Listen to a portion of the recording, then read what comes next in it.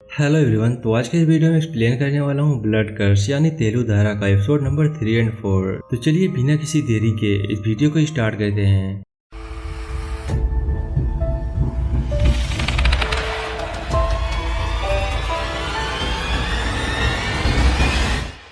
Episode 3 की शुरुआत में हम बुलन के दोस्तों को देखते हैं जो कि बुलन को उसकी शादी के लिए कांग्रेचुलेट कर रहे थे, लेकिन हम बुलन के चेहरे पर अभी भी उसी कंफ्यूजन को देखते हैं जिसके लिए बुलन ने अपनी शादी कैंसिल करी थी। अब कहानी प्रेजेंट में आती है जहां हम बुलन और उसकी फैमिली को अहमद को हॉस्पिटल ले जाता हुआ देखते हैं। उस वक्त अहमद के पेट में काफी तेज दर्द हो रहा था और उसे ऐसा लग रहा था उसके पेट में कुछ है जो उसे अंदर से खा रहा है। और उसी वक्त अहमद फिर से खून की उल्टियां करता है, जिसमें इस बार खून के साथ बीटल भी निकलता है, जिसे देखकर बुलन और भी ज्यादा कंफ्यूज थी कि आखिर ये अंदर कैसे गया।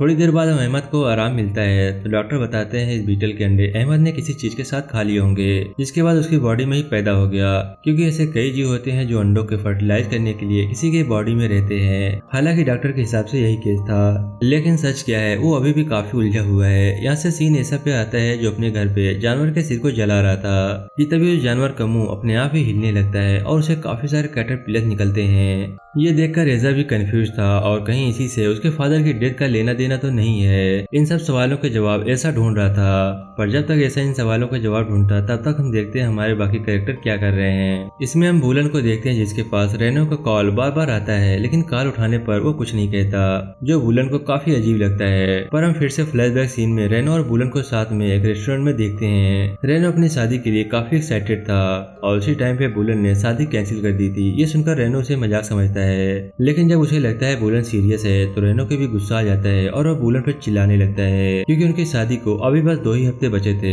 रेनो बुलन से यह भी क्लियर करता है कि शादी के बाद वो अपनी प्रोफेशनल लाइफ जी सकती है और उसे कोई प्रॉब्लम नहीं है, लेकिन फिर भी बुलन से शादी कैंसिल कर रही थी। लेकिन बुलन यहाँ सिर्फ प्रोफेशनल लाइफ ही नहीं बल्कि हर चीजों के लिए टेंस थी, क्योंकि उसे हाउस वाइफ बनकर नहीं रहना था, उसे अपनी लाइफ फ्री होकर जीनी थी, इसीलिए उसने ये सब किया था। अब कहानी यहाँ से प्रेजेंट में मूव होती है जहाँ स्तुति बुलन को समझा रही थी कि रेनो काफी गुस्सा है और जो उसने पार्किंग लॉट में किया था वो शायद उसके लिए माफी मांगना चाहता होगा, लेकिन कुछ बोल नहीं पाया। इसी वजह से वो बार बार बुलन को कॉल कर रहा है। ये सुनकर बुलन भी उसके लिए सोचना बंद करके अहमद के पास चली जाती है। इसके बाद हम ऐसा को देखते हैं जो अपने पिता के कुछ पुरानी फाइल को चेक कर रहा था, जिसमें कई जरूरी डॉक्यूमेंट मिलते हैं और कुछ पुराने टेप। जो पुराने टेप को चलाकर देखता है तो अहमद और बोंदन की पार्टनरशिप से स्टार्ट हुई कंपनी के बारे में था, जिसे देखकर रेजा एक बार फिर से अहमद से बात करना चाहता था। और अब हम बुलन को देखते हैं जिसका बॉस उन्हें डील के बारे में बताता है कि वो कंफर्म हो गई है, लेकिन उनके क्लाइंट अभी डील स्टार्ट नहीं करना चाहते, क्योंकि क्लाइंट के समन ने किसी काम को करने से मना किया है, क्योंकि नॉर्थ से कुछ नेगेटिविटी आ रही है जो उनके काम को बांधा बन सकती है।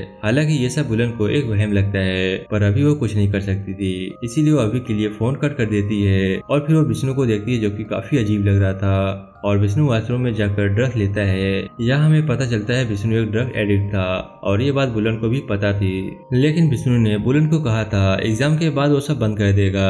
ड्रग लेने के बाद विष्णु अपने होश में नहीं रहता और तभी उसे वहाँ पर बाथरूम में एक मक्खी दिखती है। अब अगले सीन में स्तुति और अहमद को देखते हैं जहाँ खाना खाते खाते अहमद को फिर से पेट में काफी तेज दर्द होता है। उस वक्त वहाँ विष्णु भी आता है जो अपने होश में नहीं था। उसे देखकर बुलन समझ जाती है उसने फिर से ड्रग ली है, लेकिन अभी वो विष्णु को कुछ नहीं कहकर डॉक्टर को बुलाने के लिए कहती है। और इस बार अहमद खून की उल्टियों के साथ में कुछ कीलें भी निकलती है, जबकि एक्सरे में ऐसा कुछ भी नहीं दिखता है। अभी के लिए डॉक्टर अहमद के दर्द को नॉर्मल कहते हैं, पर वो खुद भी कंफ्यूज थे कि आखिर अहमद को क्या हुआ है। और इन सब वजह से बुलन अहमद को किसी दूसरे हॉस्पिटल में शिफ्ट करना चाहती है, क्योंकि वहाँ के डॉक्टर पर बुलन को इतना विश्वास नहीं था। लेकिन स्तुति उसे संभालती है और कहती है कि डॉक्टर को अपना काम करने दे। इसके बाद हम ऐसा को देखते हैं जो कि अहमद के ऑफिस में कॉल करके ये पता लगा लेता है कि अहमद कौन से हॉस्पिटल में है। और इधर हॉस्पिटल में विष्णु इन सब कड़ियों को एक साथ जोड़ने की कोशिश करता है कि पहले बुलन को उसके वॉशरूम में कीलें मिली, अब उसके पिता के अंदर से कीलें निकल रही हैं। इसका मतलब यही है किसी ने अहमद पर जादू टोना किया है,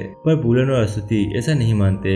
विष्णु सजेस्ट करता है कि अहमद को कोई डॉक्टर ठीक नहीं कर सकता, लेकिन बुलन अभी भी मानती नहीं है और उसे डांट कर चुप करवा देती है। विष्णु को लगता है कि अहमद पर रीमा ने कुछ किया है, हालांकि सच्चाई किसी को भी नहीं पता थी। अब ये चेक करने के लिए डॉक्टर अहमद का अल्ट्रासाउंड करते हैं। उन्हें उसके पेट में पहले तो सब कुछ नॉर्मल दिखता है, लेकिन थोड़ी ही देर बाद में अहमद के पेट में कुछ मूव होता हुआ देखते हैं जो उसकी खाल से बाहर आना चाहता था, और अल्ट्रासाउंड के थ्रू डॉक्टर भी अंदर कुछ मूव होता हुआ देखते हैं और अहमद को फिर से जोर का दर्द होता है। इस वजह से उन्हें अहमद को बेहोशी का इंजेक्शन देना पड़ता है। जिसके थोड़ी देर बाद हम वहाँ पर एजा को देखते हैं जो बुलन से मिलकर अपने और अपने पिता के बारे में बताता है और कहता है बुलन से थोड़ी देर बात करना चाहता है। वो बुलन को उसके फादर की अचानक हुई मौत के बारे में बताता है और ये भी उनकी आंखों में काफी ज्यादा परेशानियां थी और वो किसी से बहुत ज्यादा डरे हुए थे। इसी के साथ साथ वो ये भी बताता है कि अहमद और बोंदन पुराने पार्टनर थे, जिसमें वो बुलन की वही वीडियो दिखाता है जिसमें अहमद और बोंदन की कंपनी का इनॉग्रेशन हो रहा था और अहमद की प्रेजेंट कंपनी का नाम भी उसी पहले वाली कंपनी के नाम पे था। एजा बुलन से इस वीडियो को देखकर लोगों को पहचानने के लिए कहता है, लेकिन बुलन सिर्फ अपने पिता को ही पहचान पाती है, जबकि इस वीडियो में रीमा भी थी पर उसे पहचान नहीं पाती। एजा बुलन से रिक्वेस्ट करता है कि वो उसके फादर से बात करने दे। उसके पास कुछ सवाल है जिसका जवाब अहमद ही दे सकता है, क्योंकि बोंदन ने मरने से पहले अहमद को ही आखिरी बार मैसेज किया था जिसमें वो अहमद को किसी चीज का रिस्पॉन्सिबल बता रहा था और उसी की वजह से बोंदन की ये हालत हुई थी। जिसे सुनकर बुलन को गुस्सा आ जाता है क्योंकि उसे ऐसा लगता है एजा उसके पिता पर इल्जाम लगा रहा है और वो यहाँ से चली जाती है। एजा के बाहर आने पर हम रेनो को भी उसी हॉस्पिटल के बाहर देखते हैं। अब हमें मॉर्निंग का सीन दिखाया जाता है जो अहमद को एंडोस्कोपी के लिए ले जाया जाता है और एंडोस्कोपी के द्वारा डॉक्टर को अहमद के पेट में काफी सारे कीड़े दिखते हैं। तभी अहमद तड़पना शुरू कर देता है और वो कीड़े भी उसके मुंह से बाहर आना शुरू हो जाते हैं, जो कि हजारों की तादाद में अहमद के पेट से होते हुए उसके मुंह से निकलते हैं और उसी वक्त वहाँ की लाइटें भी बंद होना शुरू हो जाती है और अहमद वहीं दम तोड़ देता है। बुलन और उसकी फैमिली अपनी आंखों के सामने अहमद को मरता हुआ देखते हैं। जिसके बाद हम रेनो को एक आदमी मिस्टर हारन के साथ देखते हैं जो रेनो को बताता है उसके पिता यानी कि बुलन के पिता अहमद अब मर चुके हैं और रेनो अब ये पूछता है कि अगली बारी किसकी है और इसी के साथ एपिसोड 3 समाप्त हो जाता है। एपिसोड 4 की शुरुआत होती है जहाँ हम फिर से अतीत का एक सीन देखते हैं जो कि वांगी डिस्ट्रिक्ट का था और ये साल था 1998 का, जहाँ हमें एक जगह दिखाई जाती है जहाँ अहमद बोंदन के साथ मिलकर एक कंपनी यानी कि AKW एनर्जी स्टार्ट की थी, जहाँ उसके फैक्ट्री के कुछ वर्कर को देखते हैं। इसमें अस्तुति भी थी। दोस्तों उस टाइम अहमद की वाइफ रीमा थी और अस्तुति उसकी ऑफिस की एक एम्प्लॉय थी। अब जब अहमद अस्तुति को देखता है तो उसे पसंद आ जाती है। इसके अलावा हमें वहाँ पर एक टेलीविजन पर न्यूज को भी देखते हैं जिसमें वानी बांगी डिस्ट्रिक्ट में हुए 3 खून के बारे में बताया जा रहा था और ये सारा खून किसी ने काले जादू के थ्रू किए थे और इसी के साथ वहाँ के बाकी एम्प्लॉय यही डिस्कस कर रहे थे जिसमें शायद लोकल गवर्नमेंट का हाथ हो सकता है। इसके बाद स्टोरी फिर से प्रेजेंट में आती है और हम अहमद का फ्यूनरल देखते हैं जहाँ बुलन अस्तुति और विष्णु को डेड बॉडी के पास देखते हैं जो अंदर से बिल्कुल टूट चुके थे।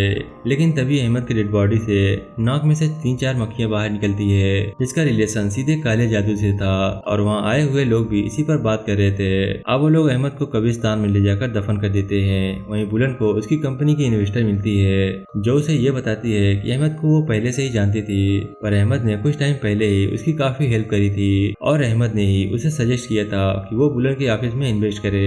हालांकि अहमद ने ये बात बुलन को बताने से मना किया था, लेकिन वो बुलन के साथ उसके सामने उसके पिता की अच्छाई को दिखाना चाहती थी। इसी के साथ साथ बुलन वहाँ पर रेनो को भी देखती है जो कि अस्तुति और विष्णु के साथ था, जो उन्हें सिंपैथी देखकर वहाँ से चला जाता है। अब हमें अगले दिन का सीन दिखाया जाता है जहाँ बुलन को अहमद के डेड बॉडी सर्टिफिकेट लेने के लिए उसके फैमिली डॉक्यूमेंट की जरूरत थी और इसी को लेने बुलन अपने माँ के रूम में आई हुई थी। तभी उसे अस्तुति और अहमद का मैरिज सर्टिफिकेट मिलता है, लेकिन बुलन उसमें एक चीज अजीब पाती है कि उसमें अहमद और अस्तुति की शादी की तारीख 1998 लिखी हुई थी, लेकिन उस वक्त बुलन 3 साल की थी तो उनकी शादी बाद में क्यों हुई, यही सवाल वो अपने माँ से पूछती है जिसका जवाब देने में अस्तुति भी घबराती है और उसे नींद आ रही है ये कहकर वो बात को खत्म कर देती है। लेकिन दोस्तों हमें ये पता है अस्तुति अहमद को 1998 में मिली थी तो उनकी शादी पहले कैसे हो सकती थी। अगर उस वक्त बुलन की एज 3 साल की थी तो किसकी बेटी है। इन सारे सवालों के जवाब आपको आगे आने वाले एपिसोड में मिल जाएंगे।